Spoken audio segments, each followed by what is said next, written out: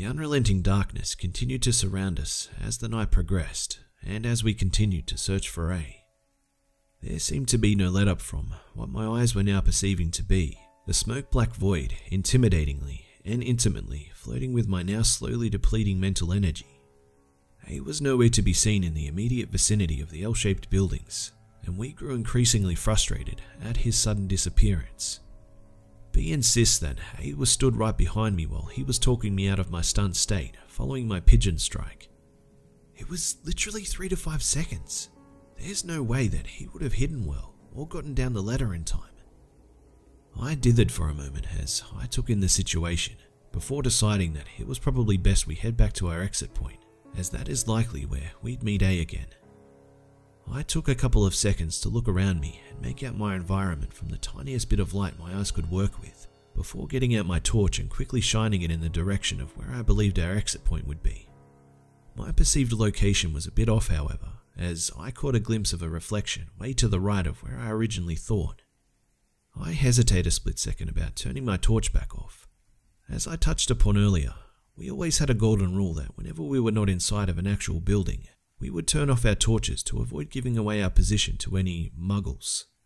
However, on the other side of my mind, I thought about how we have lost one of our friends and we are in a position of complete fear and survival mode due to the unknown of the black encircling us.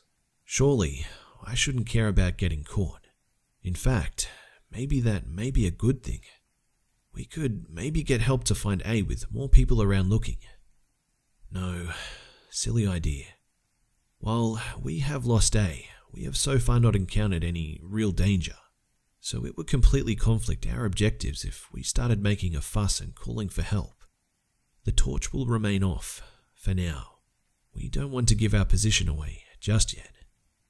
We then slowly started making our way over to the light, now reflecting from the wall, slowly doing a joint 360 scan of the area for any movement or sound as the slow weary crashing of the sea waves drew ever closer. As we came within 10 to 20 meters of the wall, we noticed a black, unmoving mass a couple of meters away from the reflective strip. We drew cautiously forward, getting ready to fight or flight as this black mass was definitely not here when we entered. I was certain that if we got close enough to the black mass, it would cause it to move or engage with us, but instead, it just remained stationary.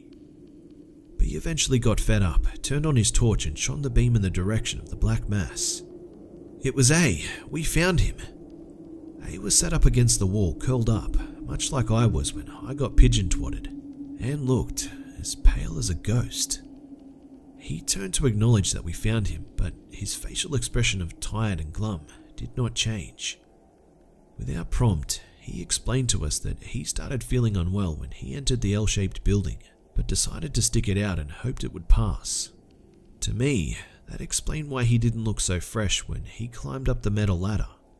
He carried on to explain how the sudden shock of the pigeon attack made his stomach churn, and that he needed to quickly bolt from the building to get some fresh air as he was convinced that the mold in the air was starting to mess with him.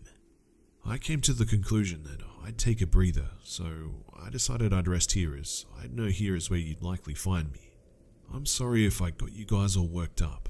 I should have said, but I literally needed to leave that area. The funny thing is though that it didn't start wearing off until I was more than clear of the buildings, and now I feel perfectly fine. Although, actually, never mind, it's not important. Unless you guys want to take a few minutes, I'm ready to explore the main buildings now. A's tone at the end drew my suspicions.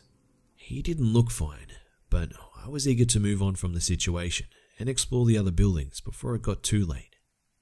After we all take a few seconds to gather our breaths and restore some kind of sanity through the darkness, we ventured across the half-mile of building foundations to the main array of buildings in the compound.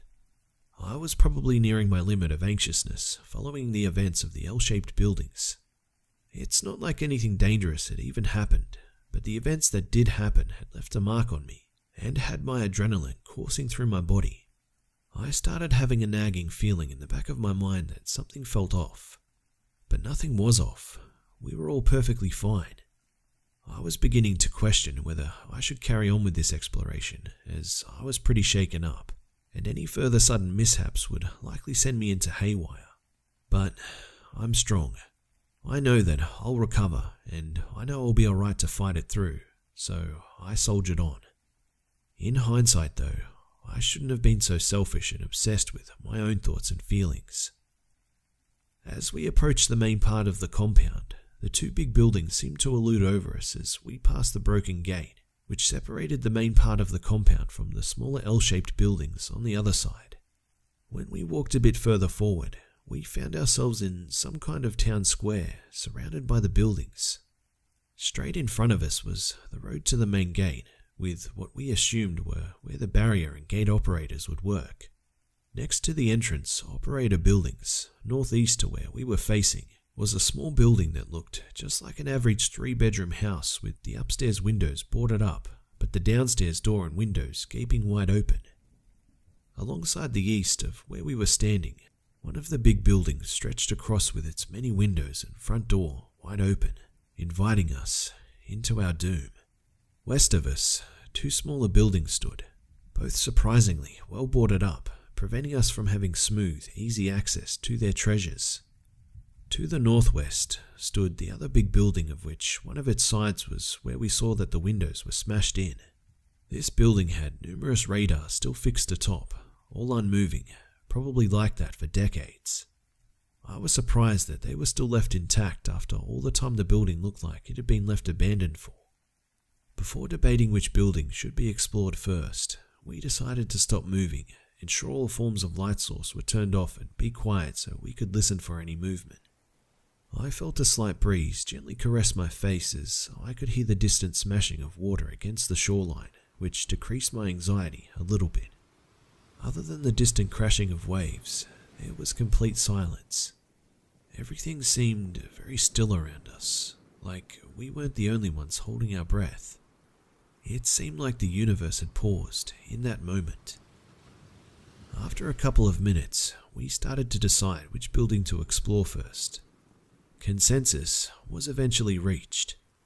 We would start by exploring the gate operator's building.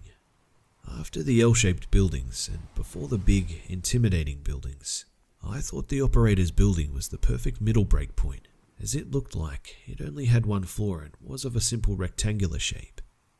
As we slowly approached the operator's building, we realized, in this instance, that the darkness was on our side.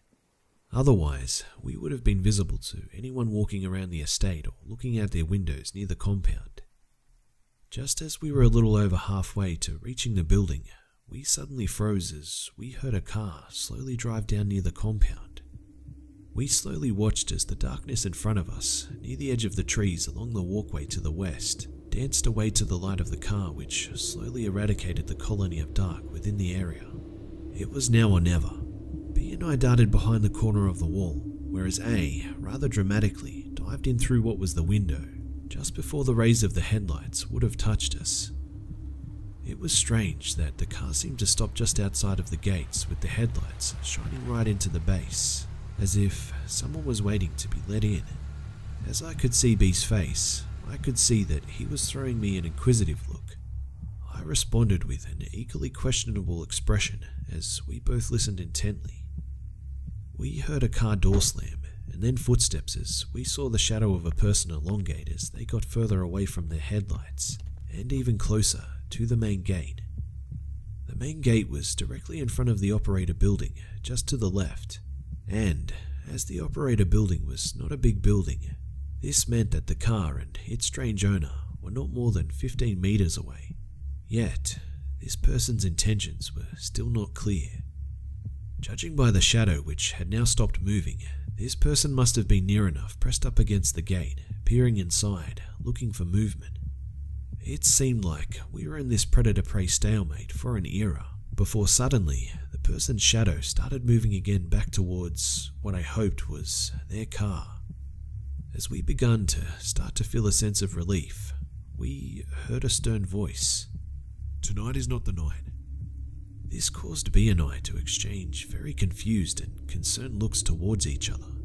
What did they mean by "tonight is not the night"? One car door slams and the engine starts later.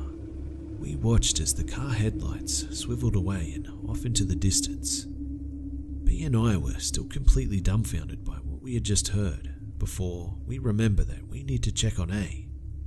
When the darkness returned to greet us once again and we were sure that the coast was clear, we came out from around the corner and stood by the window where A had jumped in.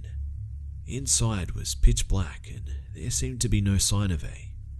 B started to lean in before committing to jump in when suddenly, out of the darkness, a bright white face appeared, startling us both and making B nearly take off to the moon.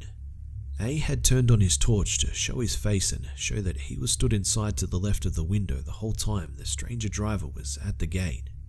B started quietly ranting at A about jump scaring while urban exploring, while my attention was drawn to something that A's torch had illuminated while he moved into our view.